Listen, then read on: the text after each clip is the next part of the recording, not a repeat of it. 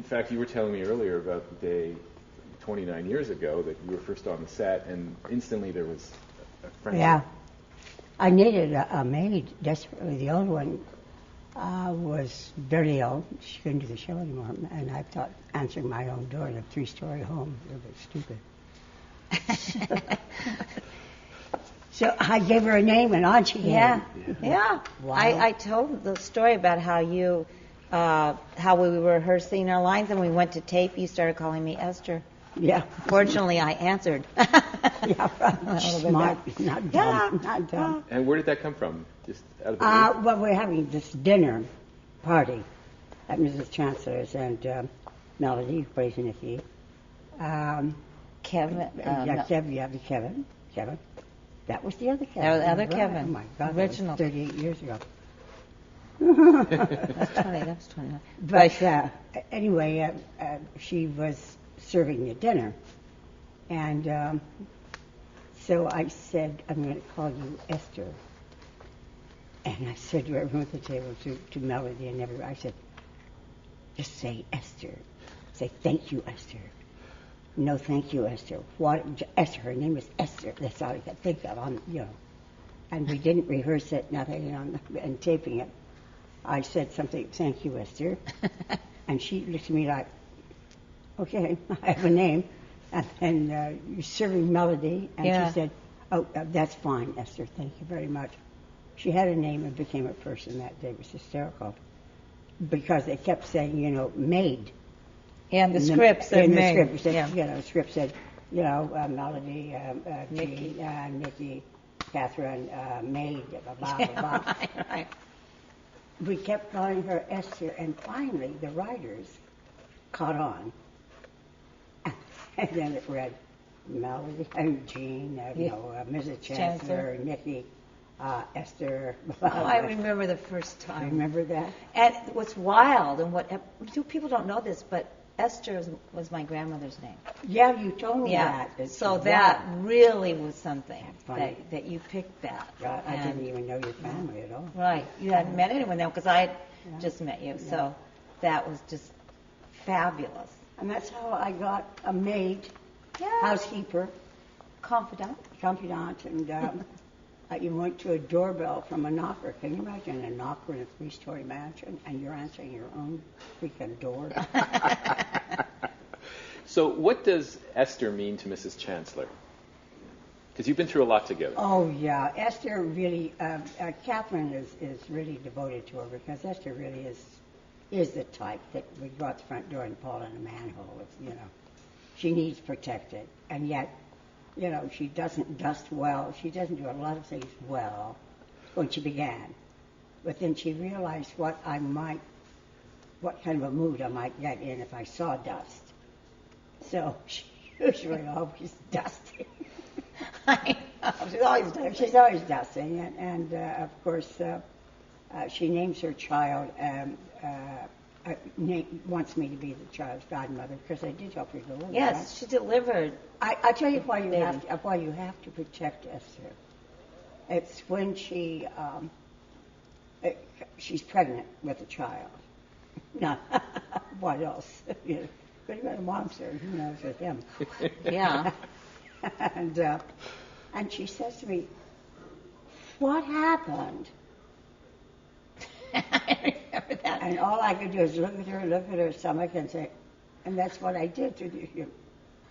I think the mom was, how did this happen? How did this happen? How did this happen? You said, what happened? What happened? And What happened? She looks at me like, oh boy, if you don't know, you're really in big trouble. You have to stick close for the next few months, Esther. Don't go too far. Yeah. But there's a strong bond, is the bottom line. Yes, well, of course. The thing is that's what Katherine can do and say what she wants to Esther, but don't anybody else. It's that kind of thing. It's like talking about an ex-husband.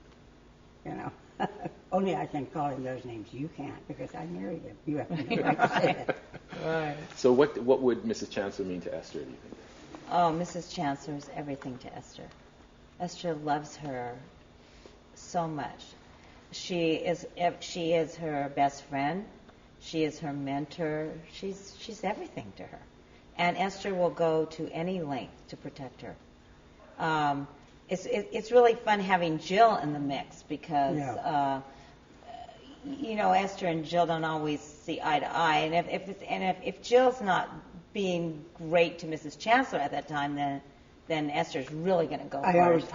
I always have to calm her down because she says very snide things to Jill that I get a kick out of. Katherine gets a kick out of, but she's trying to remind her that,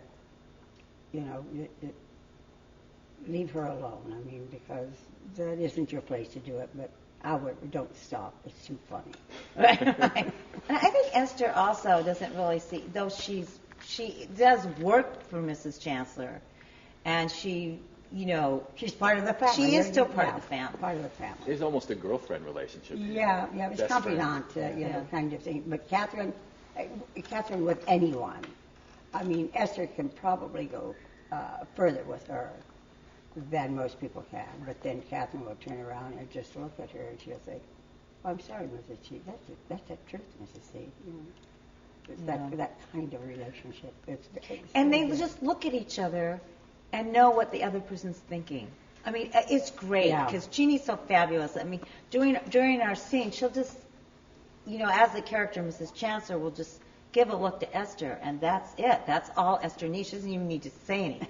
Esther knows what that means. So. And then you get the reaction out of Esther, which is marvelous. And it's connected so well with the viewers, which is amazing. Oh, yes. Well, so great. You know what?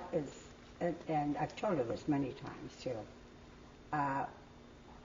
As a performer, of course, I think you want to go a step beyond and that sort of thing. And she desperately wanted out of her uniform at one time. And she knows what happened with that. But she probably is your icon maid. I mean, who was it? Shirley Booth, who had a series as Hazel. And I tried to tell her she's the iconic maid of daytime TV. And to get away from that, to dress differently. There was a time she would go to the drugstore in her uniform. You'd say, well, take your cap off at least, that sort of thing. But she was proud of being a maid. And that is what we've lost a little bit in character. As that around the house, although Chloe is her daughter, and what's my goddaughter's name? Kate. Her real name was Kate. But she changed it because she was embarrassed by her mother, me, being the maid. So she was embarrassed by that. Yeah. But like you said, Esther is still proud of that. And Esther is in her uniform now. And Jeannie's right. I think it's a very good thing. I think Esther does need to be in her uniform. I mean, there are times where she doesn't wear it, and that's good, too. But the fact that she's still in it, I think it's good. The audience wants to see your uniform. Mm-hmm. They're going to have a couple of shows tried it. They're no longer on air. It's not the fault of the maid, but however, the audience wants to see that. Mm-hmm. They want to see Esther giving Mrs. C this kind of strong, acceptable backup on something, and see Katherine look at her like, the audience realizes that there's really not a caste system. Right. And they love what she gets away with. And Shirley Booth, when she was doing Hazel, did the same thing. It's also like Esther calls her Mrs. C. It's kind of interesting that if other people call her Mrs. C, Esther doesn't like that. That's another thing, because that's Esther's name for her. Yeah. And other characters were calling her Mrs. C. Well, she's been known to walk up to those characters, not being in character, and say, "Don't call her Mrs. C. I'm young when I call her Mrs. C." That's great. That's Esther's name for her, Mrs. C. So and when she was Mrs. Sterling, when she was married to Rex Sterling, it was Mrs. S. Remember? That's funny. So, Well, thank you both.